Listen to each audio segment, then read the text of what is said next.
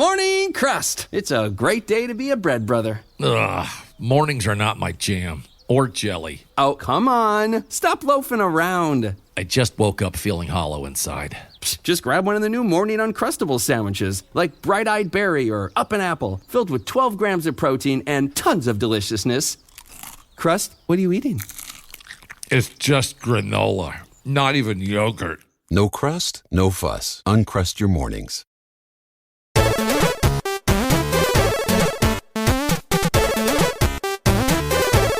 On today's episode of the Retro Gamers Podcast, Rich kicks off 2026 with me to discuss our feelings on Tomb Raider 2, which leads into our main topic for the show, which retro games we have unfinished business with.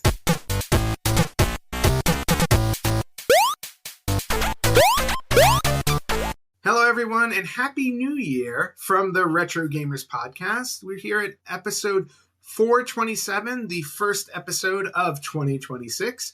Anthony here. And Rich. And Rich joining me again to start the year. Last year you were on the first episode of the year I was going to say. Remember? Yeah. Do you remember what we did on that episode? Not at all. We did a review of Secret Level. Oh, from Amazon. yes, that's Remember? right. Yes. Which then also makes me ask, did you ever pick up a copy of Shadow Labyrinth, which was based off of that Pac-Man short? Nope. No? Okay. I actually did buy it on Black Friday. It was on sale. Have you played it yet? I haven't played it yet. Of course not. I have it on Switch. No, I just buy things. Yeah. I don't play them. But everybody, welcome back. We hope you had a wonderful holiday season. We have a good discussion for this episode that Rich and I kind of stumbled upon because of something that I did, thanks to his pushing me to do it. Yes. Basically, he's only been doing that for 40 years. But before we get to that, I wanted to do a little bit of a holiday wrap up since we're now all the holidays are over. We're in 2026. But during the holidays, did you get any games for gifts? Did you pick up any games? So my wife got me 2 gifts for she got me more than 2 gifts for Christmas, but 2 video game related gifts. Okay. So the first one is very much in my wheelhouse, and I've talked about this many times on here, and I'm finally jumping into this, is Metroid Prime 4. Nice. Yeah. Very quickly. Long time coming, too. Yeah. I've played it only for an hour. Okay. And I can tell you, I can see a lot of the problems that people have been complaining about. Of course you can. I will say this. You know what you're getting into, and just enjoy the nostalgia ride. All right. And I would say this, so far in terms of us, the Retro Gamers Podcast here, it's, you're playing if you're playing Metroid Prime 4, you've played the other 3. You've played the other 3. Okay. That's why I don't have Metroid Prime 4. Yeah.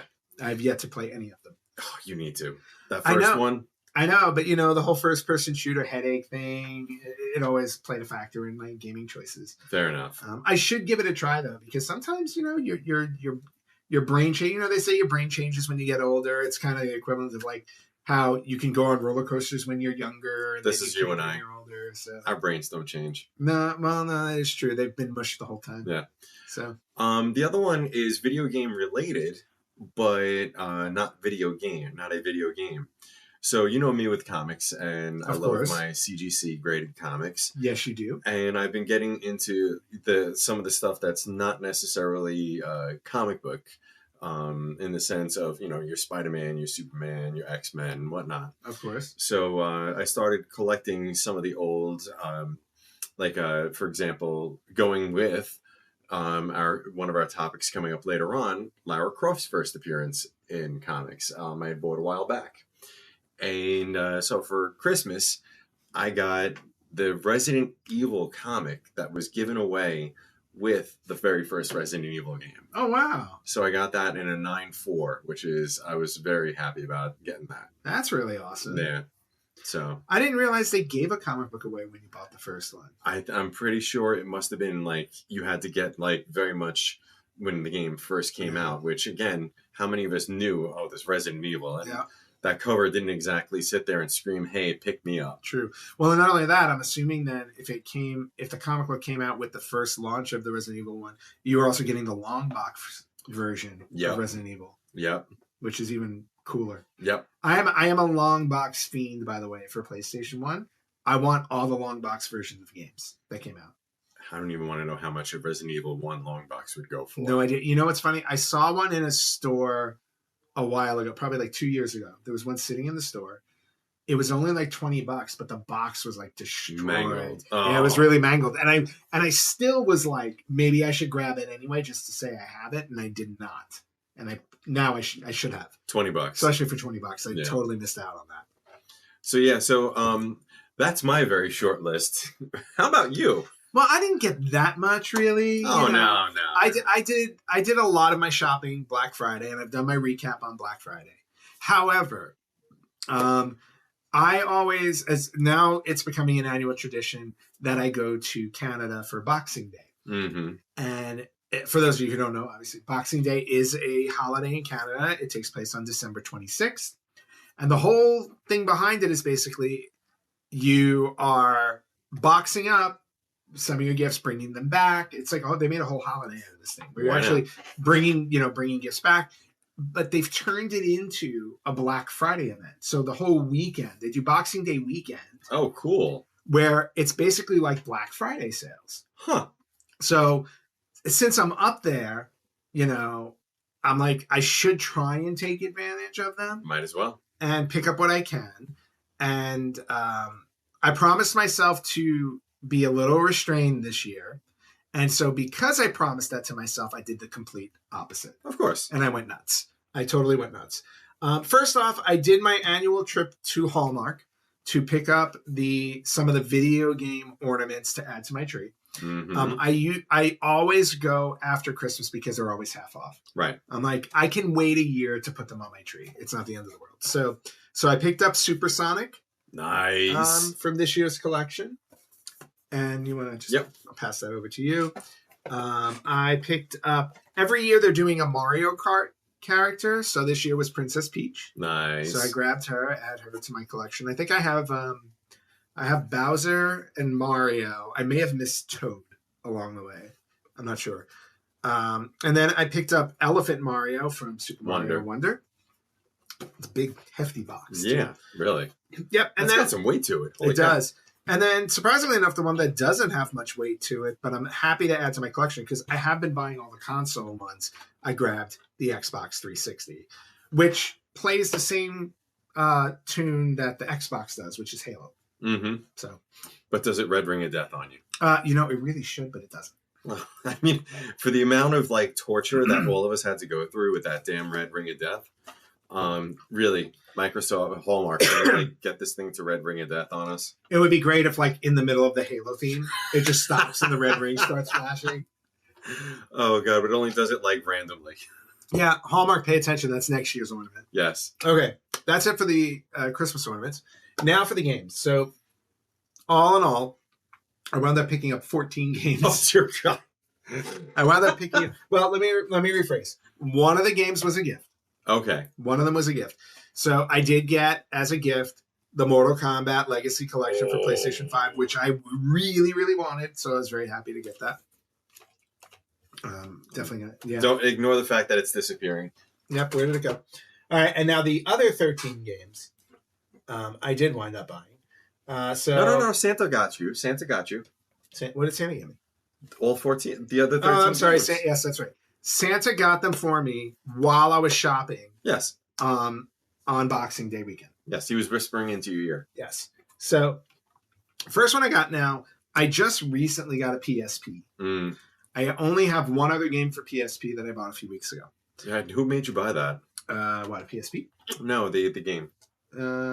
Santa Yes. on Boxing Day. Yes. I hate you. So for PSP, I picked up Pac-Man World 3 because I found it in a store and it was cheap. And I was like, okay, I'll add a Pac-Man game. No problem. Okay. Moving on to the Xbox 360. I've covered a lot of consoles over this shopping trip. I too. see. So for Xbox 360, I picked up the Simpsons game because I've never owned this particular one. I remember when that came out. Yeah. So this one came out. When did this come out? 2009? No, later than that, right? No, maybe around that time. But I've never played it. It's a one-player game, I believe. No, one or two players. I'm sorry. You can do co-op in this, but you're basically going through Springfield. Yep. And there's a whole story mode involved. So if I remember right, I think it was either this or Hit and Run. I don't remember which one. Mhm. But I was a huge Madden guy back in the day, and they actually had advertisements for the Simpson game In Madden? Yes. Oh, that's funny. Yep. Yeah. Yep. Yeah, EA. So that's my only 360 game. For PlayStation 3, now I started buying these. I started buying these with the intention of playing the entire series because I've heard how awesome they are.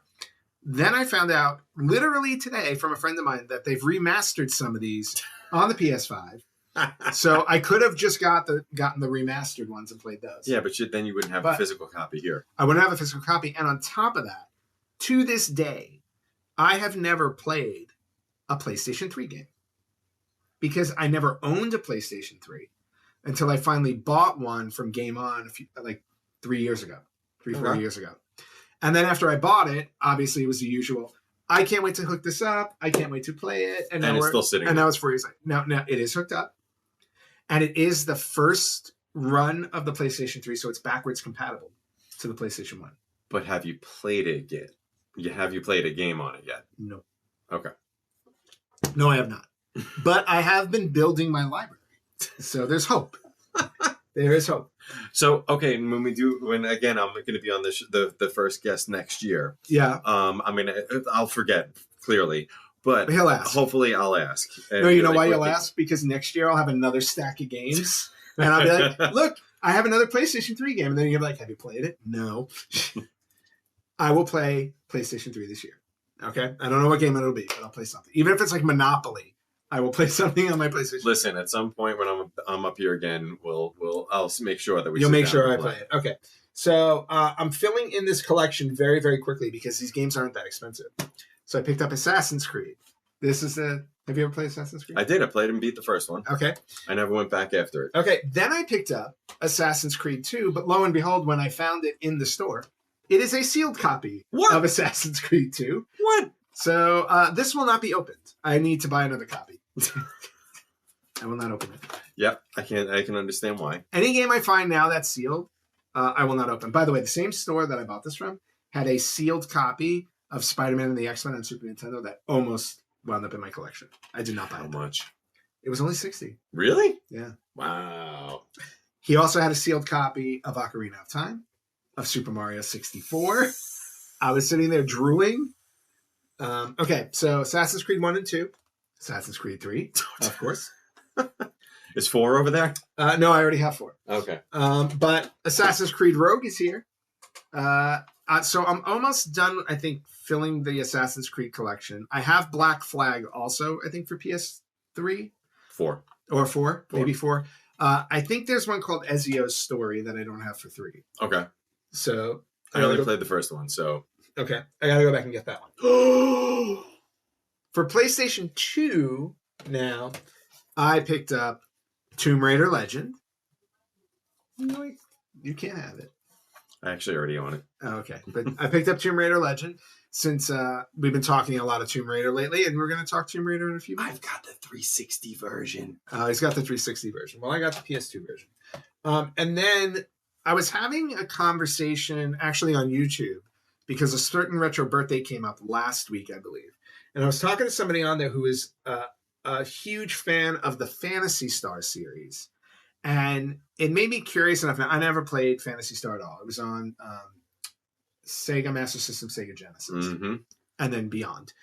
I've never played any of them, although I've heard Phantasy Star 4 on the Genesis is amazing. But just the series in general. So I saw this at the store, and I just thought I'd pick it up to add to my collection, which is Phantasy Star Universe on the PlayStation 2.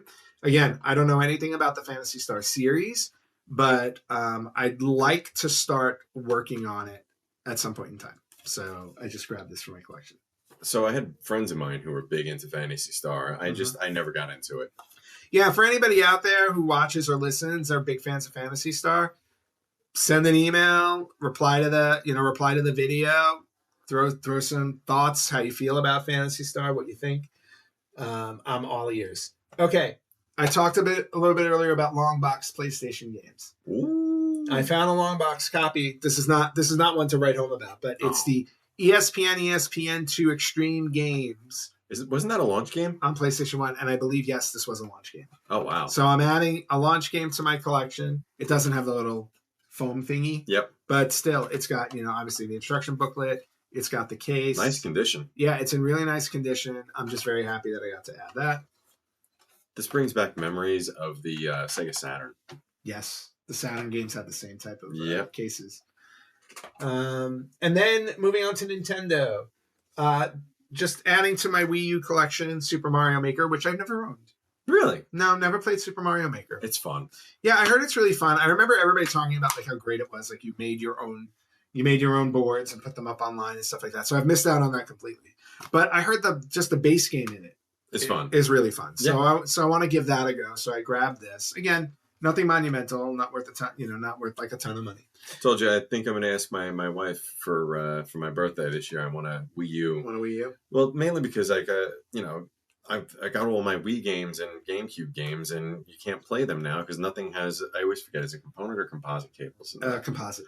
So they don't have the composite cable. So it's like, how am I going to play this now? Yeah. Well, wait. Wii U can't play GameCube. It goes back to Wii. But the Wii. But the Wii can play GameCube. But the Wii can still, because it's still emulating the Wii. So therefore, if you put the GameCube, now I gotta have to check it. But check it. I wasn't sure about that. I thought you can only play Wii on the Wii U. don't check. If I did. I hear there's this thing called the internet. I heard the interwebs can Yeah. tell you these things. It's like it's like an oracle or something. This goggle thing. And speaking of oracles, on the Nintendo GameCube, I grabbed a copy of Enter the Matrix, which I also never played. Okay, can I say? Yes. I actually played and beat it. And thoughts? I don't understand why people hated this game so much. Really? Yeah, I loved it. I had so much fun with this game. Yeah. Granted, you had to, and in true Matrix form, there was cheat codes. Okay. You remember back in the day when you didn't have to pay for the cheat codes? Yes. Yeah, so there was these things called cheat codes. You would enter it in, and I will say, like, if I remember right, I think you had a limited time of bullet time. Okay. And I want to say one of the cheat codes was to give you an infinite bullet time. Oh, that's cool. And I will tell you that doing that made the game worth playing. Without it, I couldn't get very far into the game. Well, I didn't even realize it's a 2-disc game. Oh wow! I think I had mine for the PS2. Yeah. So for GameCube, obviously because the GameCube discs could only hold, I think, 1 gigabyte of data or 1.2 gigabytes. Mm. So they needed 2 for it. So that's kind of cool. And again, excellent condition. And the game itself was written and directed by the Wachowskis. Yes. So it fits right into the rest of the Matrix story. Well, it goes into, if I remember right, I think it connects to the Animatrix Oh, cool. and the Flight of the Osiris. I think it was. Oh yeah, I remember the Animatrix. I remember watching that. So that was cool. All right, so Into the Matrix, and then I'm almost done. Got 3 more. So I'm so glad you got me these games. Ah, fabulous. Also for the GameCube, building out that collection a little bit, I grabbed a copy of the Sonic Mega Collection. Yes, I have these games on other consoles, but I just thought it would be a nice one to add. Again, wasn't that expensive. So this one includes Sonic 1, 2, 3, Sonic and Knuckles, 3D Blast, Sonic Spinball, and Dr. Robotnik's Mean Bean Machine. So Puyo. yeah, Puyo, basically. So 7 games, which is great. It also has unlockable games. So I don't know what those are. And You'll then find out. bonus materials, including comic book covers, rare artwork, and more. Huh. So kind of fun. Ooh, it's still got the little mail-in thing in it too, which is That's kinda so fun. cool. Yeah. So Sonic Mega Collection, and then the last 2 games I grabbed are actually really interesting because, oh, you know what? I'm just noticing something about this one. I'll find out, I guess.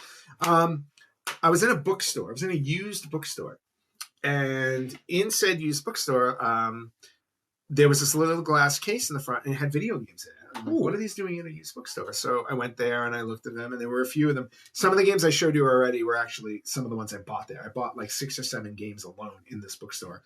But I saw 2 games sitting there, and I'm like, oh, interesting. And I made her an offer, and she took it, and I was like, great.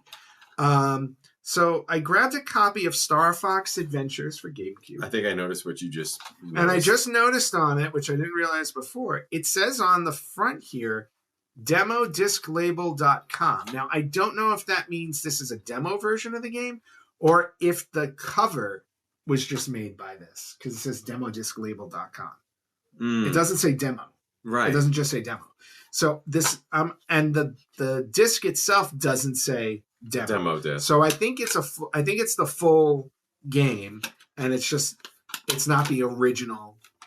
It's not the original cover. So I'm like, you know what? Not the end of the world. Because this runs for like $40 or $50 now. So I'm really? like, okay, happy to add it to my collection. But yeah, you can usually tell by that. Yeah, I would say that feels like a copy. Okay, which is fine. I'll live with that. Yeah. And then the last one I got, which I was really happy for, because I know these are rare, these are harder to find, and these are pricier. And she had a good price on this one, but I did kind of whittle down a little bit. I don't really like to talk about prices on the podcast, but I grabbed a copy of Mario Party 6 for GameCube. It did not come with the microphone, which I did not know it needed for some of the games, if I'm not mistaken. Maybe this is not the microphone one. I do not know.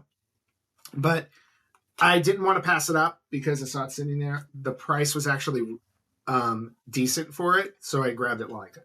Might as well. Can always add the microphone later by going on eBay. Oh, yeah. If that's a microphone one. Excuse me. But those are just a few games that I picked up. Santa was good to you. Santa was very good to me on Boxing Day.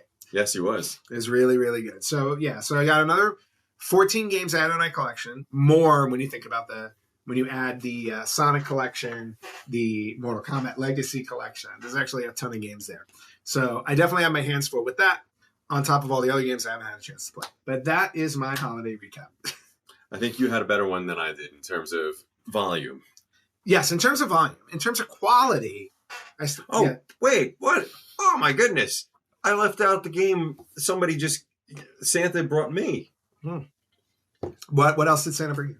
Metal Gear Solid 3 Delta. Yes, he did. Yes. Isn't that exciting? Yes. I wonder who got me that. I have no idea. I don't know. But you're welcome. So hope you guys out there had a good holiday, a decent holiday, and picked up your games. And again, let us know about it. What did Santa bring you? Oh, by the way, one other thing that you and I were talking about earlier was how I said I feel like for me it's 2004 all over again for Christmas. Because in 2004 for Christmas, I remember I got Metroid Prime 2 Echoes. Oh, yeah. And Metal Gear Solid 3 for Christmas. And what did I get for Christmas this year? Metroid Prime 4. Metroid Prime 4 and Metal Gear Solid 3 Delta. So it's 20 years later, 21 years later, here I am playing the same games again. It's 2004 all over again. Yep. Yeah. But again, for everybody out there, would love to hear what you guys got for Christmas, what retro stuff you added to your collections, what you're really excited to play next. Did you outdo this guy? Did you get more than 14 games? I would love to hear if somebody else out there has topped me, and just so that I don't feel so ashamed that I bought that many games. But please reach out anywhere you find us, on Facebook, on Instagram, on Blue Sky, at Retro Gamers Podcast, on YouTube. Same thing. Anywhere you look, at Retro Gamers Podcast. Would love to hear from you. The Retro Gamers Podcast is brought to you by Old School Gamer Magazine. Sign up for as little as $20 per year for 6 issues that include feature articles, interviews with retro programmers, new and old product reviews, and more. If you look carefully, you'll even see an article or two penned by yours truly. You can head over to oldschoolgamermagazine.com/retrogamerspodcast and sign up so they know where you heard about it. Old School Gamer is dedicated to you, the old school retro gamers from the arcades to your home. On that note, let's move on to the next topic of discussion. Yes. Now, and I know you've been itching to talk about this one. Yes. So, for those of you who haven't been following on our social media, I have been desperately trying to defeat Tomb Raider 2. And when I say desperately, I had just gotten into it again when I picked up the Tomb Raider collection, the remastered collection, 1, 2, and 3. And Tomb Raider 2 has always dogged me because when I first got it, when it came out in 1997, I think it was 97. 97. When I got it in 1997, I got stuck on a certain board. It was an underwater... At the beginning of the game. Yeah, I wasn't that far into the game either. It was like an underwater facility or oil rig or whatever the heck that place was. I got stuck in the game, could not find out what to do, so I shut the game off and I said, forget it. I'll get back to it at some point. That the following year, I got Tomb Raider 3 for my birthday. But I still hadn't beaten Tomb Raider 2. And for those of you who don't know me that well, I don't like to move on to another game in a franchise if I haven't beaten the one before. Even if they're not connected in any way story-wise, I still want to get it's like a movie franchise to me. It's like I'm not going to skip over the second film and just start to watch the third film. Even if it's like Halloween 3, which has nothing to do with Michael Myers. Doesn't matter. I still will watch Halloween 3 before I go to 4, right? I do the same thing with video games. If it's a franchise, I'm going to want to get through them in order. So my Tomb Raider 3 stayed shrink wrapped for 28 years because I never beat Tomb Raider 2. Now, here we are. We're in 2025. I buy the remastered copy. I make the commitment to get through this game, and I did put it down several times because it frustrated the heck out of me. I managed to get past the part that I got stuck on all those years ago. Yep. But then I kept getting stuck in other places, and I had to put it down. Yep. Eventually, I fought my way through it, and about 2 weeks ago, I want to say, Yep. I beat Tomb Raider 2. It took me forever. My younger self is very happy I went back and committed to that. I posted the ending on YouTube. You can go to Retro Gamers Podcast on YouTube and see my final 13 minutes in the game, where I still died once. Only once? In the last 13 minutes, yes. Okay. Yeah. So you see me fight the big battle, and then you see me in Lara Croft's mansion getting killed like a dummy. So wait. You beat the dragon without dying. I beat the dragon without dying, but then you died in the mansion. And then I died in the mansion when it got invaded. Because I couldn't see who was shooting at me, and then it was and by that point. Can I tell you a funny story about the dragon? Yes. Okay, so long story. Try to make a very long story short. One of my buddies was he and I both loved the Tomb Raider series, and we used to play it and race through to see who can get beat it first. And he was having a band meeting where basically he was getting kicked out of the band / quitting the band. And me and one of the other guys was in the basement, and we were sitting there playing and getting to the final boss of Tomb Raider 2. And I'll never forget, because if you remember, I forget the name of the big baddie guy, but he's laying on that altar, yes, with the sword and the knife dagger in his chest, yes. And I go running up to him, and I stand on top of him, and then there's that big energy explosion. blast. Yes, it launched me up to the ceiling. And then I fell down and died. That's awesome. And all I heard was this thing stomping around. And this is, of course, pre-internet days. Right. So you don't know what it is. What the hell was that? Yep. And then, of course, my buddy, was like, come on, we're leaving. I'm done with this. I'm like, but I want to finish the game. And I had to wind up leaving. And I wound up going home and beating it the next day. But, nice. Yeah. That did not happen to me with the dragon. I did die a couple of times with the dragon. I think it was my third time before I beat him. Mm-hmm. But the reason why we're bringing this up is because it took so long. I thought that we needed to do a little bit of a postmortem on Tomb Raider 2 to share our thoughts on it, especially mine because it took me so long to beat it. And I'm just going to say flat out, as much as I loved Tomb Raider 1, that's how much I hated Tomb Raider 2.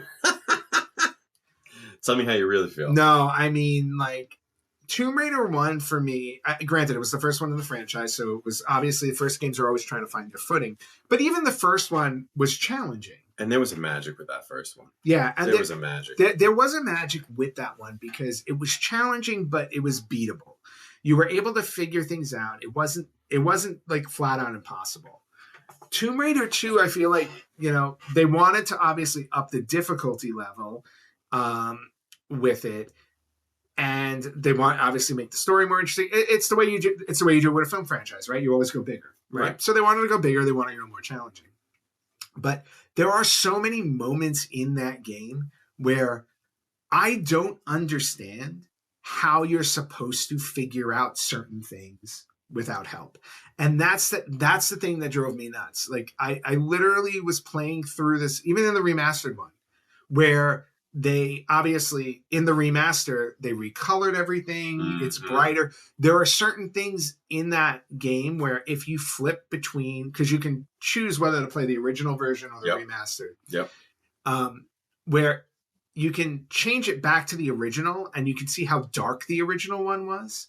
That there were places where you needed to like find a passage underwater or find a little hidden cove behind a wall type of thing, where it's like literally impossible in the original version because it was so dark. Mhm. It was even super hard in the remaster Yep. because they wanted to keep that. So like just looking at those moments where I was just like, I don't know how anybody could have figured this out without buying like the strategy guide. I'm gonna let you in on a little secret. Yeah. Don't play Tomb Raider 3. Well, is it worse? It's worse. Oh my god. I would say Tomb Raider 3 was the hardest in the series, Awesome. in my opinion. So yeah, avoid Tomb Raider 3. Well, no, we'll see. But at this point, though, it's not I'm not worried about that because I can always go online and look at it. And look, and I'm going to admit flat out, I only got through Tomb Raider 2 because there were points I got to where I was just like, I'm 100% stuck. I'm never going to get through this. And rather than put it down, I'll go watch a quick video to see how I get through this little piece. And to my credit, I'll give myself a little credit here.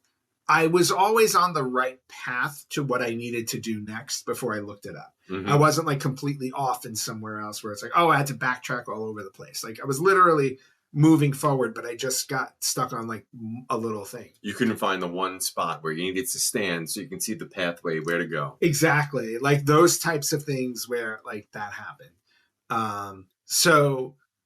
But again, like I said, like I think there were moments in it that were just needlessly difficult.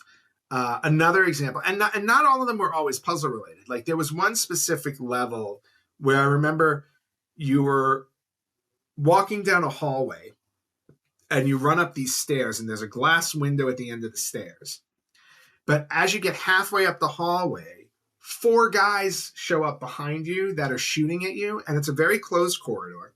You can't really get around them, and if you do get around them, you run into another room where it's another small room, but they all follow you anyway. So you got 4 guys basically shooting at you all at the same time. Mm-hmm. And you have to try and obviously outshoot them. Now, I'm at this part in the game. I have no med kits left. Mm-hmm. I have, I think, maybe a third of my health. And I've got to beat these 4 guys to keep moving on. And because of the way I did my save states, I couldn't go back to a previous save state without going like 3 levels back.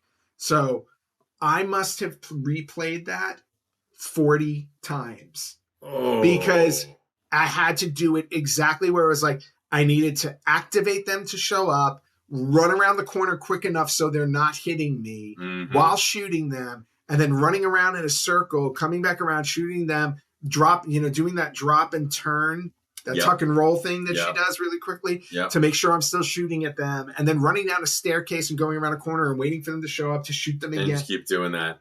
Over and over and over again. I lost my mind. What was the other part you lost your mind on? Okay, so the other part that really killed me with this game was when you're towards the end of the game gets very gauntlet heavy. Yes. So you get to the temple, you're not facing goons anymore. People aren't coming out to shoot you, but there's just this long gauntlet through the temple. It's basically like an Indiana Jones thing, right? Where you're going into the temple and now there are all of these booby traps and challenges and things that you got to do. And to their credit, they did a good job. They made it very vast and it did take a while to get through. However, one of the things you needed to do was, you needed to climb up like a ladder on the wall. But the next ladder that you needed to connect to was behind you. So in order to get to that ladder, you had to stop Lara on the ladder, press the down button, press the square button so she backflips, but then be quick enough to press the circle button after the square button so that she turns in the air and grabs back onto the ladder. And then you got to press the X button to make sure she grabs that ladder.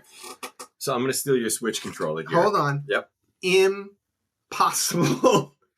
I could not get... And then obviously, if you miss all of that, you fall to your death. So I fell to my death quite a bit, to the point where I literally shut the game off. I said... You texted me. I texted him. You were texting me. I texted him, and I cannot read what the text says because this is a PG show. Yes. But I literally said, I'm done with this. So the way I did it was, and using this, I actually was holding the controller like this. So the X button to hold on to Yep. the thing was, I think square was Square is jump there. and circle was to Yes. flip. So what I would do is I would literally use my index finger to jump, and then as soon as I jumped, hit the circle, and then repress X as I'm in midair. Yeah, but while doing that, also you got to remember to hold down to do the backflip. And Yep. and I want to say, even when I had the sequence right to do the backflip, it didn't always take, and I would Mhm. just fall straight. Yep. And if you started to fall straight, you had to press X quick enough to re-grab the ladder, and if you didn't, you just fell to your death. Because every single time they did this setup in the game, I think they did it like 3 times in this gauntlet. Yep. There were spikes at the bottom. Yep. So if you messed up, you were just dead. And wasn't there one point where I think like there was like the thing, what's it called? There was like blades chopping at you too. Yes. That you had to like jump. Yes, you had to like do you had to backflip. You had to make sure you were low enough so the blade wouldn't hit you when you did the backflip. Yep. And then obviously do the turn and the grab at the same time. Like those are the types of things where I'm just like, you really must hate your gamers to not want them to get past these parts of the game. So That's where I draw kind of a line of like sometimes it's just needlessly difficult. mm-hmm. And that's what happened with me with Tomb Raider 2. There were too many moments where I felt like you didn't need to make it this difficult. And hey, maybe it's also because like I've gotten older. Maybe my attention span's a little bit less with these games and I kind of just want to get through them. But I also remember putting it down 28 years ago. So seriously, do not play Tomb Raider 3. okay. Seriously. Contrary to you, I loved it. And You I told wound me up. Tomb Raider 2 was the worst one, you liar. No, I'm talking about just Tomb Raider in general. Oh yes, Tomb Raider in general. I mean, I love the first Tomb Raider. It's one of my favorite games. I mean, going back to those original ones, I would say 1 was easily my favorite. 4, I actually, going with where we're going to go later on, I never finished the 4th one back in the day.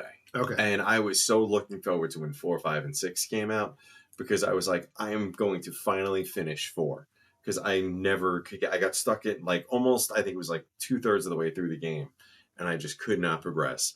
And I finally did it with this. I finally finished that some 20 something odd years later. And 4 was my next favorite.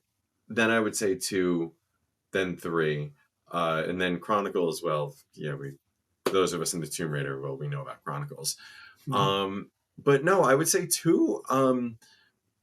I agree with you. The difficulty level in 2 was steep. Yeah. But there was just I love the exploration in those games. I love just running around. I agree with that 100%. True full disclosure, when I did the remastered, you and I were talking this entire time. I actually did 1 through 6. I actually played through all of them because I had never done Chronicles before. Right. And I did Angel of Darkness. I was one of the people that bought that and was so excited for it. And then 10 minutes into the game went, nope. And I put the controller down and I never touched it again. I heard everybody was really disappointed with Angel of Darkness, or a lot of people were. The remastered didn't get much better. That's unfortunate. Well, the bugs were fixed, but the gameplay was still terrible. Okay. But no, I mean, I would say, back in the day, I used to love, getting stuck, trying to figure it out, talking with my buddies, trying to figure out, oh, how did you get past this part? And then they would tell me, and I would be like, oh, okay, now now I know where to go. Now the problem being is, of course, I'm a dad of a 3-year-old, so I don't have the time to do this. No, you don't. So, I mean, full disclosure, I had my iPhone sitting there, and I would literally watch like 2 minutes on it, and I go, okay, cool, now I know where to go. Look at my phone, okay, 2 minutes. All right, now here I'm going. And, again, as a 40-something-year-old man, I wish I had the time to do that. I don't. Yep. But I still had a lot of fun. Although if you ask my wife, she'll tell you, like, you seemed always so angry at the games. And I'm like, that's just me playing them and enjoying them. You sit there, you curse at them, and you get super pissed off at them. That was half the fun. Well, it was half the fun when you were able to get past it finally. If you never got past it and you hung on to that anger, that part was I hung on to 28 years of anger. Yeah. But I can safely say now that I've let it go. But no, I thought the ending of going back to the mansion, I remember. I like that. I thought that was cool.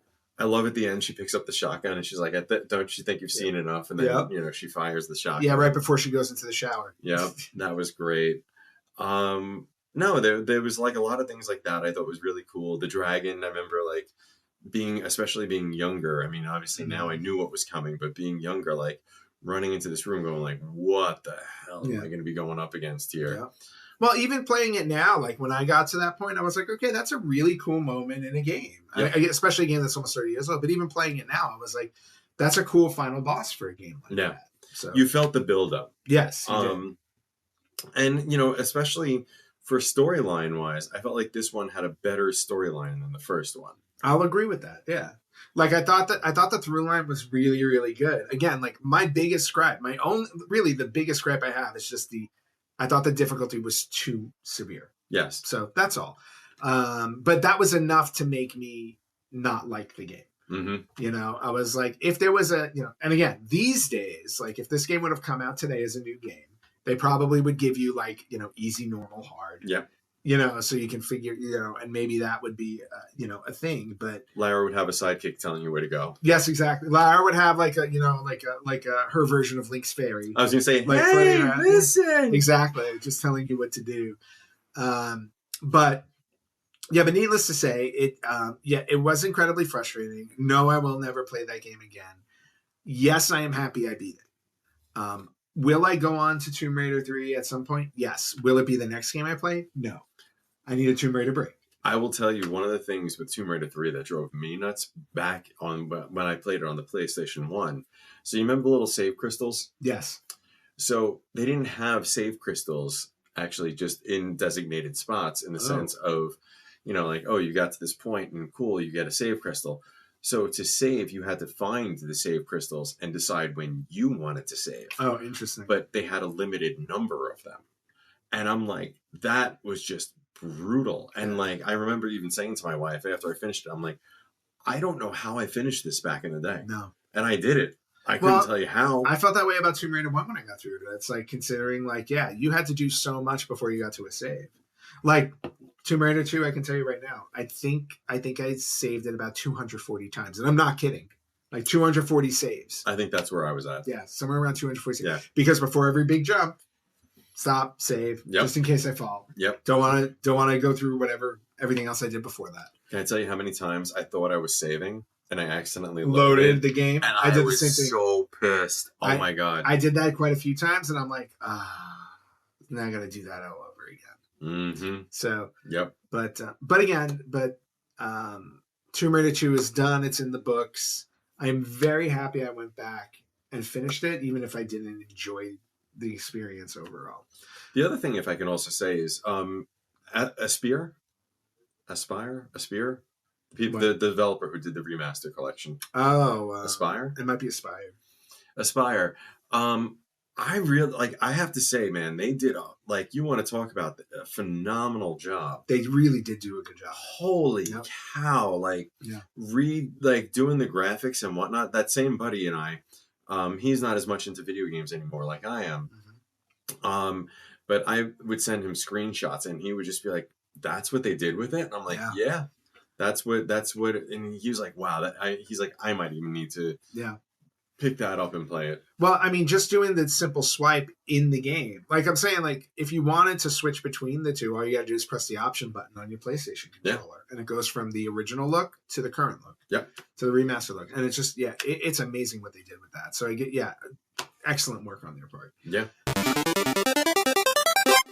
Let's move on to our actual topic of discussion for the show, aside from this. But Tomb Raider 2 leads us into this topic because I was so happy about going back to an old game that I never finished and finally finishing it, that it gave me the idea to talk about other games. Yep. So our topic tonight is unfinished business on this episode. What games did we play but never beat that we want to go back to and beat? What games did we put down? What Tomb Raider 2s did frustrate us? Or just what did we give up on to move on to something, bigger, better, worse, whatever it was back then? Yeah. But what would we like to go back to? What kind of business do we want to finish? And so what I thought we'd do is Rich and I will just go back and forth. on games from our history that we started and never finished, but we want to go back and finish. So, Rich, I'm going to throw it to you first. All right, I'm going to go back to the Nintendo to start off. Okay, let's go. We can go in order in it to a degree. So you're going to laugh. Going back to Royal Video. Royal Video. Royal Video. Wait, which Royal Video?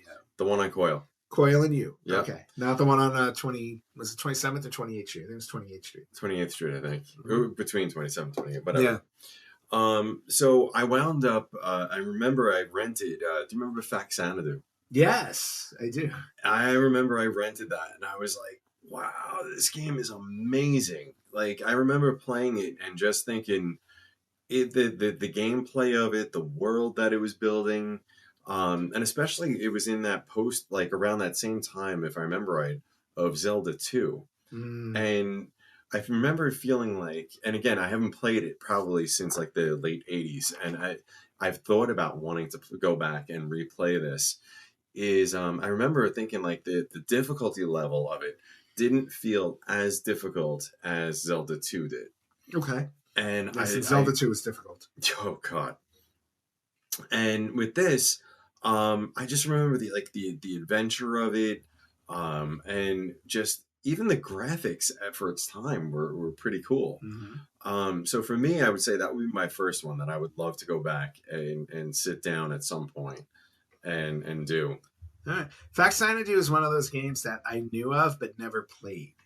I don't think I ever rented it either. Really? No. It's the one that never crossed. It had the cool box art too. I remember the black box with the cool, I can't remember the design exactly, but I can kind of visualize like the colors of it. It's very wasn't it like a Cosmos-y kind of Earth Tone? I think it was Earth Tony, if I remember. Was it right. Earth Tone? Yeah. Oh, I thought it was more like blues and black. Again, I'll post an image of it in the show, and you guys can hear which one of us is completely wrong. It's probably me because, oh, wait a minute, you know what? Now I'm thinking, I was thinking the one I'm thinking of is different. Okay. Yeah, and it was more like an earthy, like almost like a beigey kind of ground. I think there was like a tree or something like that. Yeah. Or like a shield or something. We'll show it, and then we'll be like, totally wrong. Both of us will be wrong. Yeah, we'll be totally wrong. But that's just a game that I never took an opportunity to play. Could be something to go back and check out. But I already have a huge library to get through. Yep. You got to get this through the third Tomb Raider. No, not right now. I have a feeling that's not going to be 2026 at all. That might not be 2027 either. We'll see. The first game I want to bring up, I'm going to bring it up. It is for the NES. It was originally an arcade game. Mm-hmm. But it's the original Gauntlet. Oh. Now, did that have an ending? Yeah, well, on the NES, my understanding is that it's 100 levels. Okay. It's 100 levels and the game ends. So I've always wanted to beat that game, or at least get, even if it resets, whatever it is. Like, I always wanted to get through the 100 levels, and I never, ever did it. And, I don't know if it's because I needed a game.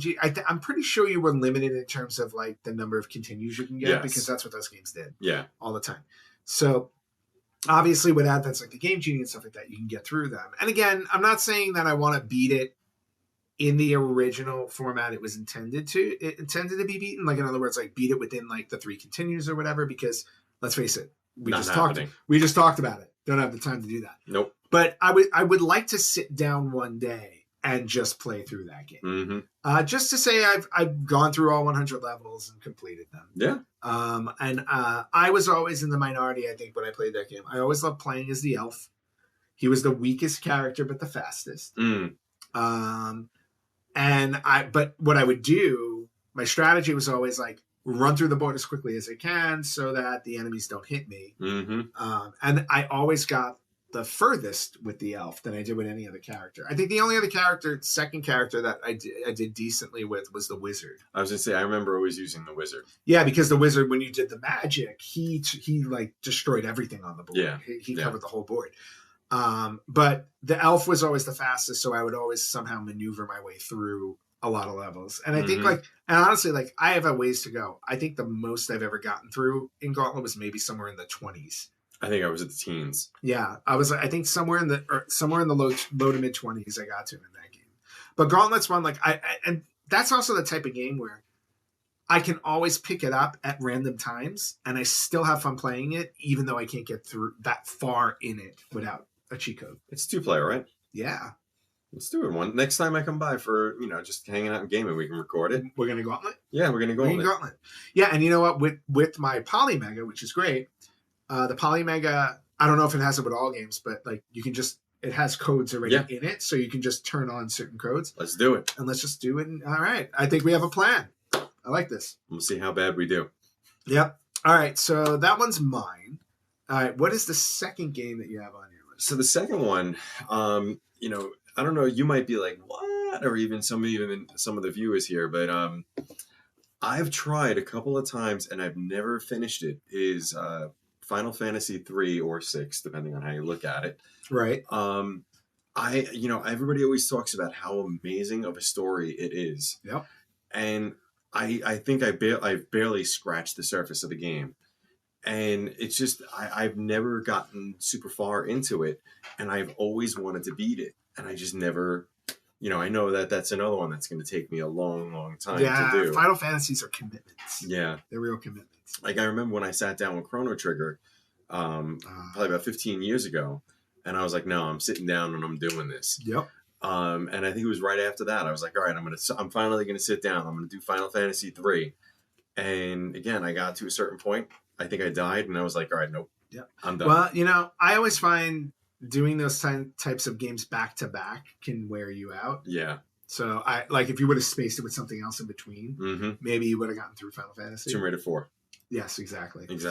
Final Fantasy, I was very late to the game on Final Fantasy. 7 was the first one I played.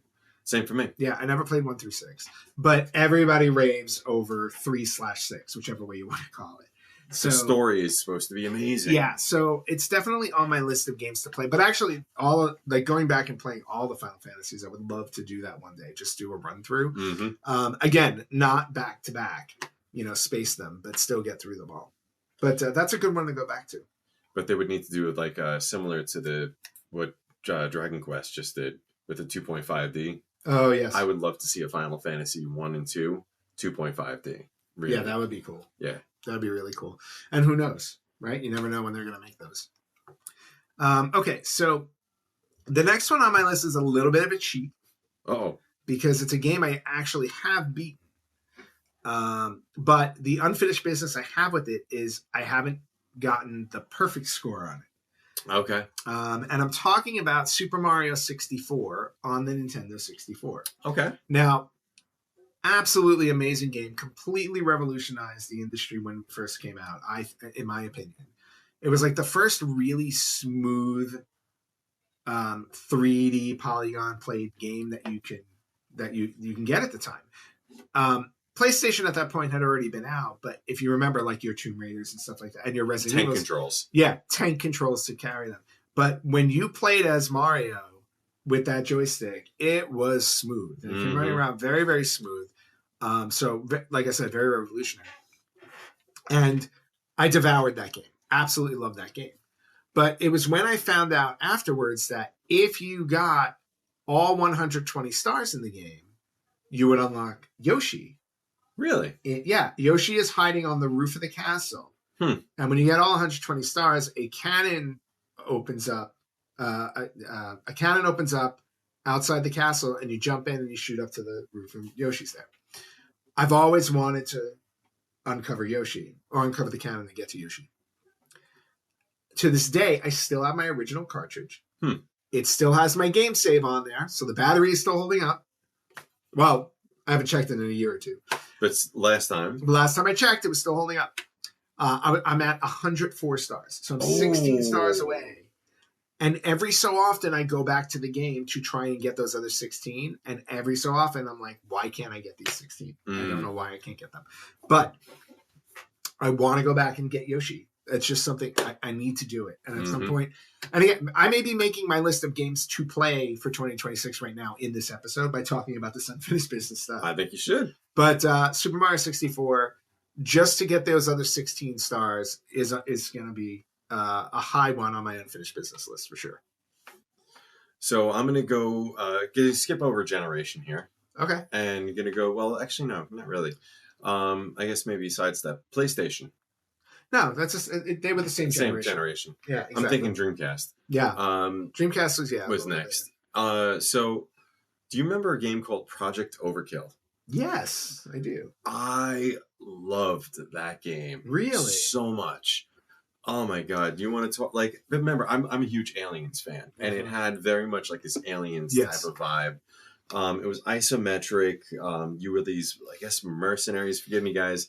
I mean, I'm going back like 30 something years ago, Mhm. and I remember it was an early PlayStation 1 game as well with it.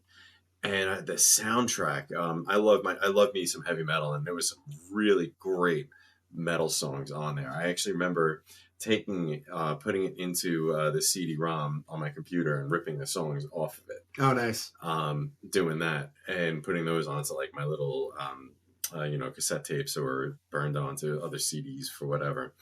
But yeah, that was a game though. I remember I could get through the first area, but by the time you got to the second area, like the difficulty level just spiked so bad, and I could never ever finish that game. And Wow, that is okay. one that I would love to be able to go back and one day finish. And from what I remember, right, and again, anybody who's better at this and remembers it better than I do, but I felt like it was kind of like Gauntlet-esque in the sense of, again, it was isometric. You had to run around through these mazes, performing these tasks, and it was just you kind of just moved from like one level to the next level to the next level, and you just had these different guys again who like. One I remember was like a brute with some heavy artillery, and like there was somebody else who moved quickly with it.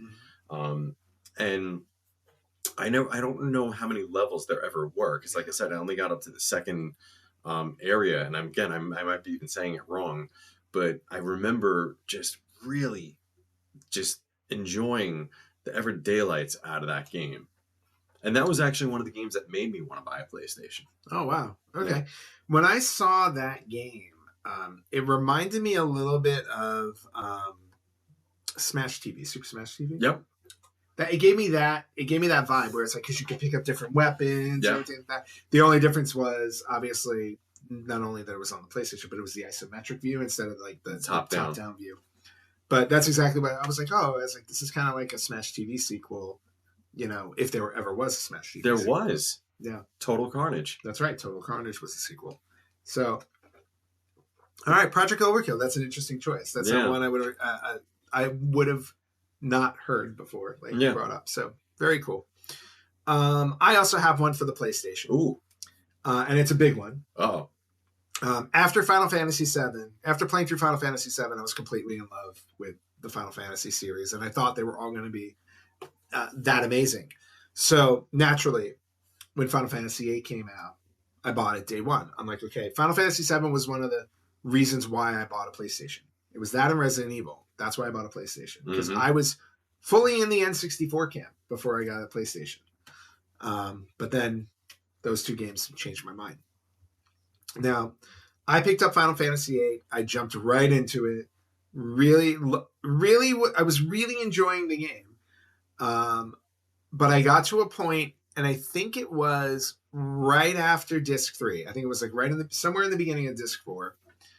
I think we were heading to, I don't want to say we were heading to the final battle, but I think we were heading to like the final chapter of the game. Mm-hmm. And we had this whole big conversation on board the ship that we were on. I forgot the name of the ship.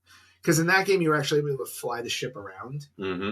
You got that something. But we were in the ship. We were having a conversation about stuff, about the lead up to what was coming next, the big final area or whatever it was. And I remember distinctly while sitting there, listening to their conversation or reading their conversation, I was like, you know what? I have not been interested in this in a while. Mm-hmm. Like through like part of Disc 3 or whatever it was. I don't know if it was just the game got too long or if I played it too close to 7 or if I was just comparing it to 7. But I was just like, I kind of lost interest literally in that conversation. And I just put it down and I said, Done. I'm done. I'm going to stop. And to this day, regret the fact that I did because I had put in like 40 or 50 hours into the game already. Which at that time was a massive amount of time. Yeah. And also, I know for a fact there wasn't that much left. Mm-hmm. And I should have finished it. So I regret the fact that I stopped playing Final Fantasy VIII. I regret even more going back to my PlayStation memory cards, finding out that the save isn't there anymore. So now, granted, I would never, especially a game like that, I wouldn't go back and pick it up where I left off because I don't remember any of the story of Final Fantasy VIII anymore. Right. I really just don't. So I wouldn't want to go back to it and just pick it up there because I'm like, okay, now I don't know the story. Yeah. As opposed to Final Fantasy IX, which I started playing on my Switch. And I go back to it I'm not kidding you, like maybe every 6 months I go back and I play a little bit more of it. But for some odd reason, the story in 9 is stuck in my brain so I can pick up where I left off. Which also to me is a little bit of a ding on 8 because I think the story in 8 wasn't as strong. Yeah. And that's what it was. But needless to say, I still want to go back and finish it. But to do that, I have to start it over. So I know like once I pick that up, I know it's going to be a big undertaking. But it is on my list of games that I do want to go back to and play through. So Final Fantasy VIII. You know who was a huge Final Fantasy fan from 7 through 10? My wife. Really? Yep. Oh, very Especially cool. she loved 7 and 8. She loves 7. Yeah, see, I've yet to find anybody who doesn't like 7. Mm-hmm. Like, because again, 7 was such a huge world. The characters were interesting. There were so many great moments in it. And obviously one of the most shocking moments in video game history happens in that game. And we've talked about that a dozen many times on this show. 8 was just tougher it was following such a solid game. You knew it was going to get compared to it. So it had a lot to live up to. You know what's one thing I find very interesting though? Is, and I don't know if you had the same experience back in the day playing, this Resident Evil. But like my wife, she didn't sit there and she didn't play them like, straight Back to back. No, not just even on her own. Oh, okay. It was more like get together with your friends. You guys would all sit down. You would take turns playing. Oh, interesting. And it's like you would just I'm done with this for now. You want to Pass it over, and then you would just sit there and you would watch the other person. So it was a team effort. And I don't remember the last time I did that. Probably was on the PlayStation With a single player game? with a single player game. I can say with certainty I never did that. Really? No. Wow. No. If somebody was over, we always played something co-op. We never said, let's sit down and play a single player game and like take turns. So my buddy John and I, we went to the Blockbuster. We rented Resident Evil 2. And over the span of, you had it for 5 nights? Yeah. So over the span of 5 nights, he just came over every single day. And we just plowed through it. Yeah, see, you had a secret to getting through these games that I didn't. Well, you know what it is too, when it comes to single player games, and you know what, anybody out there agree or disagree, would love to hear your thoughts on this one. I need to complete them all on my own because that to me means that I actually beat it. I did it myself. Handing it off and going back and forth, even if I'm sitting there watching it, doesn't feel like I did it on my own. See, I like doing that because for me, it felt very much kind of like a team effort. It's like, it wasn't just, it was like a journey that both of us had gone on. Yeah. And we beat this together. And it just, to me, it always added a little something. Like, again, I think of the Resident Evil games, especially that first one. It's like you get stuck with something and it's like, you get stuck at that point where you pass it off. I can't deal with this. Here, you deal with this. And then somebody else goes, okay, I got this. Yeah. And then boom, they get through it. I totally get that. I'm just of a mind where it's like a single player game needs to be played by a single player all the way through. It must be done by me. Yeah. Well, you know what? I think that's a little bit of a debate. Maybe, you guys want to settle a debate on this or give us your thoughts. Yeah. I'd be curious to hear. Yeah, I'm curious to hear that one as well. All right. So Final Fantasy VIII was the last one I talked about. Rich, you're up. What else do you got? I think it was so now I'm up to the Xbox. Now you're on Xbox. It's a game that I really want to go back and redo, but they've been talking about redoing it, and it's been stuck in development hell for God knows how long. Okay. Knights of the Old Republic. Oh wow. Okay. I remember playing that on the Xbox and just being like, this game seems so freaking cool. I couldn't get into the whole RPG element of it, where it's like, all right, go and attack this person, and then the person's literally like my character's standing right in front of the villain, the one of the bad guys, firing the blaster, and like 3 out of the 5 shots are missing. Oh, well, that makes sense. And I'm like getting really frustrated with it. But I always wanted to go back and play both KOTOR 1 and KOTOR 2. And I never went back. And then I heard about them literally rebuilding it from the ground up. And from what my understanding was, it was supposed to be almost more like a Mass Effect, because it was the same people who did the first Mass Effect. Okay. I thought they remade those. The Knights of the Old Republic. Yeah. They've remastered them. But remastered, not a remake. Not a remake. Okay. So the same issues exist. Yes. Got it. Okay. And especially me, I know you're not the Star Wars fan, but I'm a big Star Wars fan. And I've always wanted to go back, and I've heard again that the stories in both of them, Knights of the Old Republic 1 and 2, and I can't go play 2 without playing 1. And just like me. Yep. And I really just want to sit down and do it. But again, damn it, will you guys just finish that damn remake of this so I can freaking finally finish this game? Well, just reach out to LucasArts. I'm sure he'll help you. Oh, listen, George has nothing else to do. Nah. So, and funny, yes, you are correct. I wasn't a big Star Wars fan. Star Wars video game fan, though. There were a few of them that I really enjoyed. I love Shadow of the Empire on N64. I really enjoyed Rogue Leader on those GameCube. are so much fun. Rogue Leader on GameCube. Oh my god! Actually, I could actually put that on my unfinished business, because that was another game where I got stuck and I never finished. The first one? Well, not the first. No. The second one Rogue Leader was on N64. Was on the N64. 2. No. Rogue Leader 2 on the GameCube. Right. Yeah, that's the one. You never finished that? No. Oh, I did. It's so and I much still fun. have it. I still have it. I just never played. Oh no, isn't it called Rogue Squadron 2 Rogue Leader or something? Yeah, something like that. Yeah, something like that. But yes, also on my unfinished list. I didn't think of it for the actual list I made. But but there are Star Wars games I did. Oh, Lego Star Wars I loved. That was super fun. Those were great. Yeah, they were just really fun.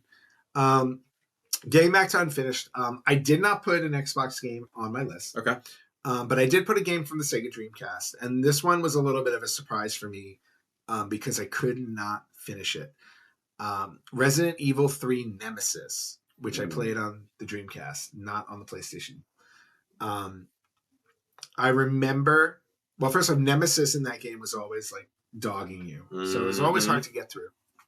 But I remember I got all the way to the end of the game. This is the one where it's like, I probably, of all the ones on my list, this was the one where I got the closest to the very, very end. Mm-hmm. I just could not get past Nemesis to move on to face Inferno, who's the final boss in the game. Yep. I just couldn't do it. And I had finally gotten to a point where I said, I need to move on. And I just moved on. I regret it to this day because I love Resident Evil 1, 2, 3, and Code Veronica.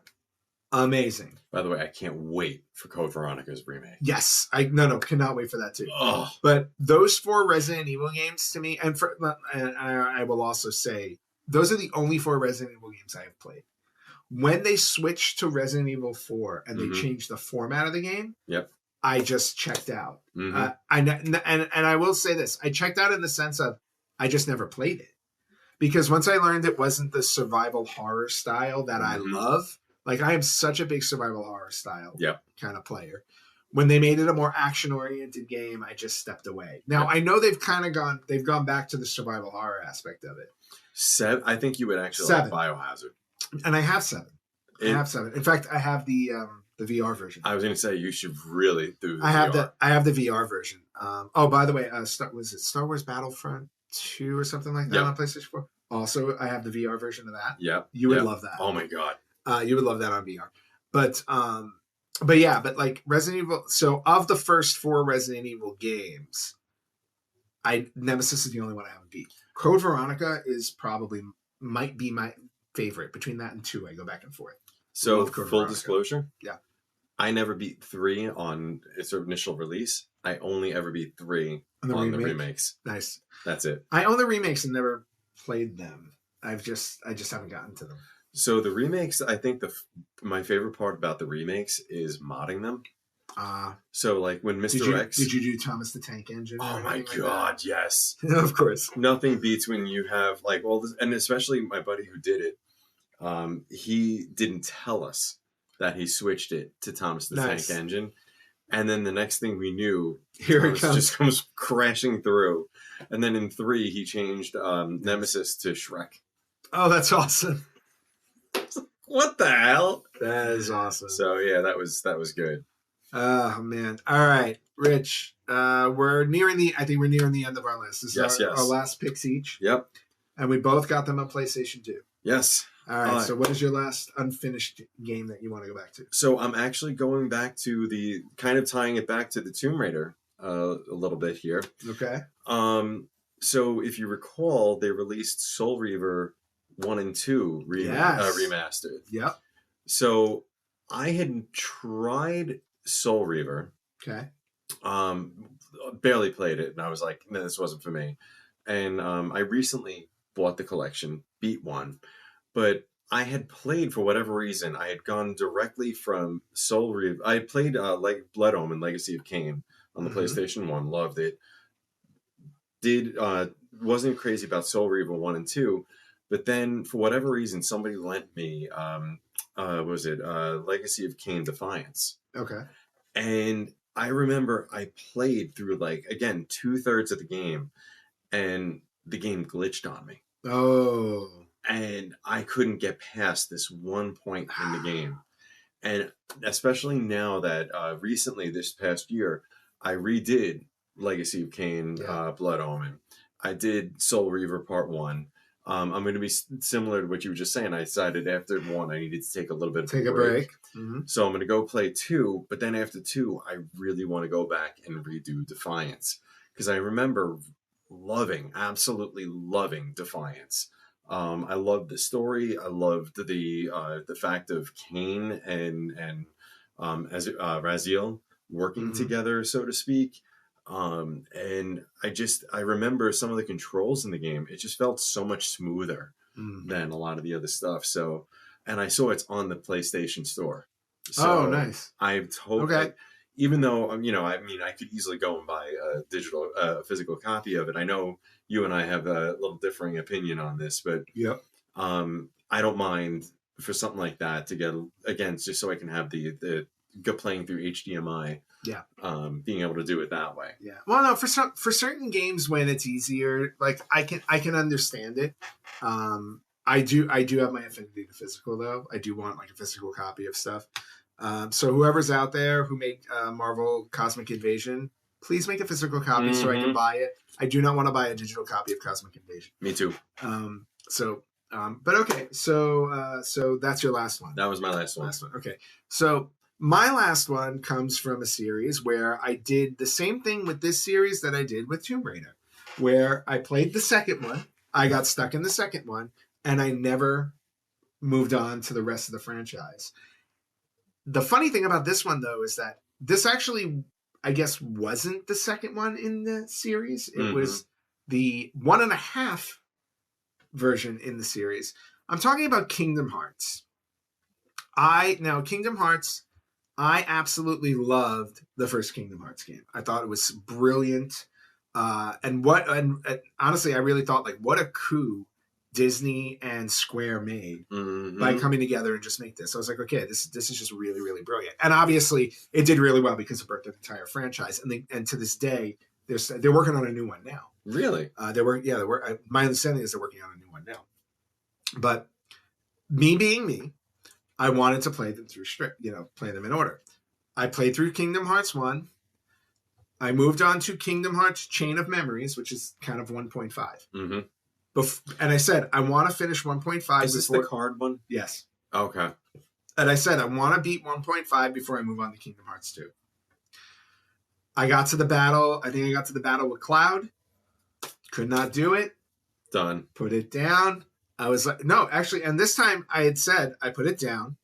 And I told myself, just move on to 2 and play through 2 because you really love the first one. I could not bring myself to start 2. That's how stubborn I am. I could not bring myself to start 2 because I wanted to beat Chain of Memories. Since then, we've gotten a number of Kingdom Hearts games. Yep. Besides 1, 2, and 3, Yep. there's been Birth by Sleep. There's been like a 2.5. There's been like a 2.7, a 0.8 or something like that. There's been all these different weird numbers. But there's been a number of games. And I want to play them all. And in fact, when I bought, there was a collection that came out on the PS4, I believe. Yeah. Where you had all of them. It Yep. was before the third one came out. But you Yep. could buy the whole collection, I have it too. I bought it to play through them all. Yep. I still won't do it without beating Chain of Memories. Move on. I don't know how to move on. Let it go. Yes. Let it go. Copyright infringement. Stop. Yeah, I really, really, really just want to get through Chain of Memories. And this is the series probably I feel the guiltiest about stopping more than Tomb Raider. Like, as much as I love Tomb Raider, I actually feel like I'm missing out on the Kingdom Hearts franchise because of how much I love the first one. Okay. So of the 5 I talked about on this show, that's the one I'd probably go back to first. Okay. Because I really want to get back through that whole... I really want to play that whole series. Right. I just do. So, but Chain of Memories is the last one I have on my list. For me, I think I'm going back to the Legacy of Kain series because I'm literally... Well, because you've already been working in on it. it. You've already been working on it. Yeah, see, I've done Tomb Raider 2. I'm good to let that sit for a while. I think Kingdom Hearts is going to be the way to go for me next. Yep. So now that I brought that up. Although Final Fantasy VII Rebirth, I've left myself hanging for a long time. I need to go back to that. But that's modern. That's not retro. So, but anyway, that concludes our list. Whew, that was a long list. That is our current unfinished business. Okay. Maybe for 2026 and beyond. What is your unfinished business? What is your unfinished business? As we said earlier, we'd love to hear from you guys. What games did you walk away from that you want to go back to and finally get through? Please reach out and let us know. You can find us everywhere on social media at Retro Gamers Podcast. You can watch us and listen to this show on Spotify and YouTube at Retro Gamers Podcast. Or if you just want to email us directly to let us know, or you can message us directly if you don't want to post it on one of the episodes. You can also email at theretrogamers.com. Rich, I think this has been a good episode to start. It has been.